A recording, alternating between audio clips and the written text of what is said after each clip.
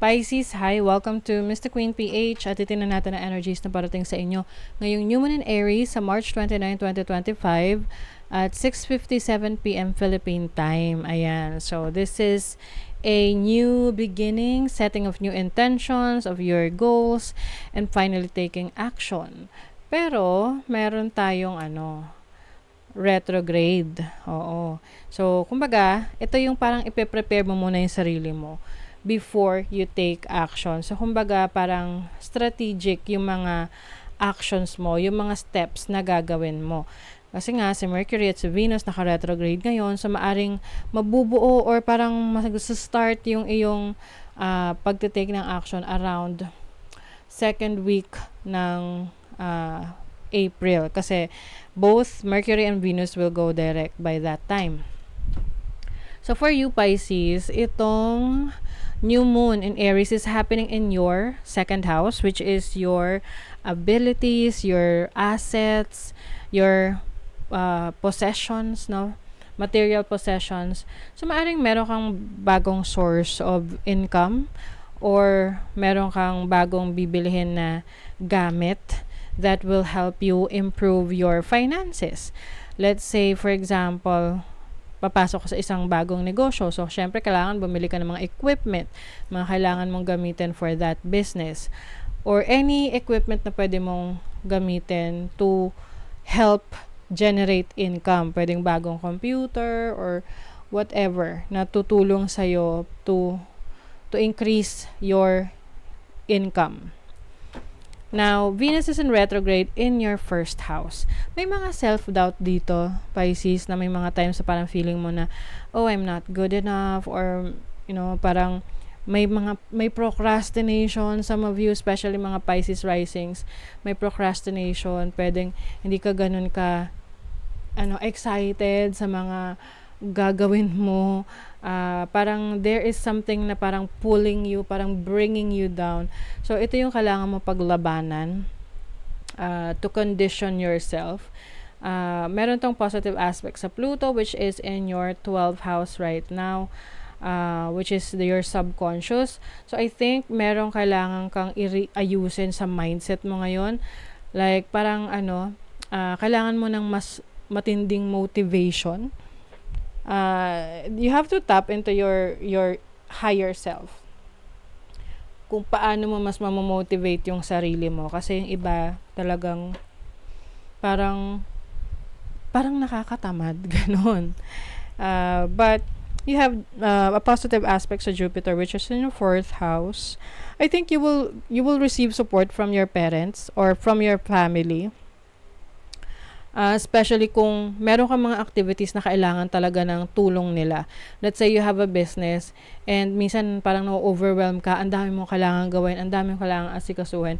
So, you have your family to help you, na you can ask assistance from them. Kasi pwedeng yung iba sa inyo, ayaw nyo humihingi ng tulong, diba? But, andun yung opportunity na all you need to do is to ask for their help, no?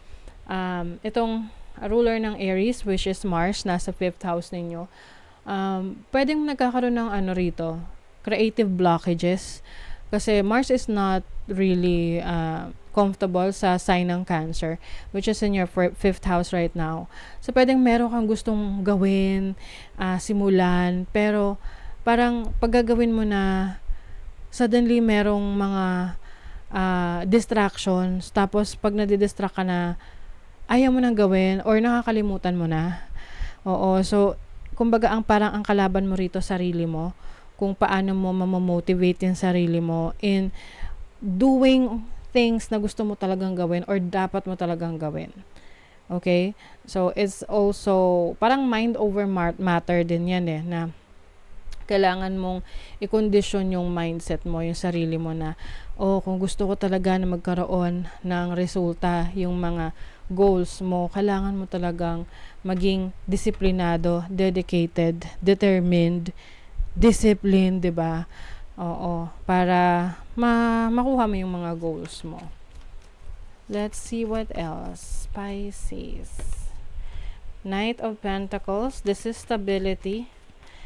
So, for your finances, I think isa sa makakatulong sa'yo is to be careful, maging maingat sa pag-handle ng finances mo, na hindi porket malakas yung kita or malaki yung income, kailangan na rin malaki rin yung palabas para sa'yo, yung ilalabas mong pera. So, this is the time for you to reassess your situation.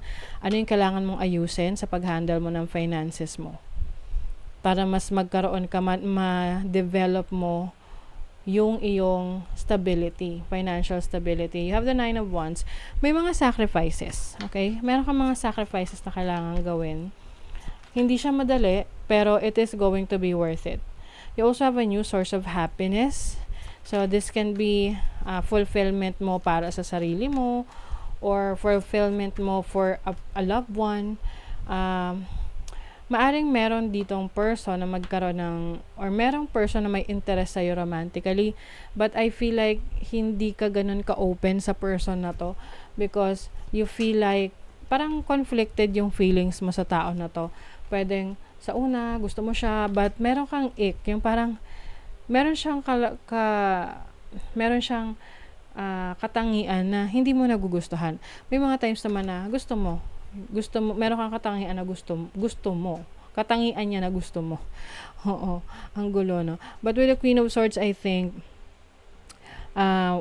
kung ano man or sino man yung mga parang weighing you down or parang nakaka-distract sa'yo, eventually, you are going to cut them off. Okay? Pwedeng, halimbawa, nadidistract ka sa internet, nadidistract ka sa mga tao sa paligid mo. So, maaring isolate mo yung sarili mo para mas magkaroon ka ng clarity, makapag-isip-isip ka ng mas maayos. Kasi minsan, 'di ba, may mga task tayo kailangan gawin. Tapos biglang, may distraction, may bisita, o kaya merong kang nakita sa internet na naging interesting para sa'yo. So, yung talagang dapat mong ayusin, hindi mo na nagawa. Release your blocks. Oh my God. Oh, Pisces. Kailangan mo raw i-release yung blocks mo. Whatever is blocking you from achieving your goals. Yung iba sa inyo, alam nyo na kung ano yung mga blockages na yan, yung mga distractions na yan. Believe in the impossible. May mga bagay na akala mo hindi mo kayang gawin, pero pag talagang nag-take action ka, isinapuso mo yon, may sasabi mo na lang na, oh my God, kaya ko pala. 'Di ba? Because you're going to step into your own power. Oh my God, Pisces. Parang ano to para kang natutulog na giant. Ano ba yun? Parang yung yung tawag nila sa China, sleeping giant. Kasi hindi mo pa nakikita talaga yung potential mo, yung fullest potential mo. Pero pag nagising ka na, naging aware ka na dyan, like you are unstoppable. The end of a tough cycle approaches. So, some of you talagang nakaka-experience ng medyo down na down kayo, especially mentally, parang hindi kayo ganun ka motivated, but it's going to end na. Matatapos na yan, and you are finally stepping into your own power. You are releasing your blocks, and you're going to achieve yung mga bagay na sa tingin mo hindi mo kayang gawin. Oh, wow. So, that is your reading, Pisces. Thank you so much. See you again.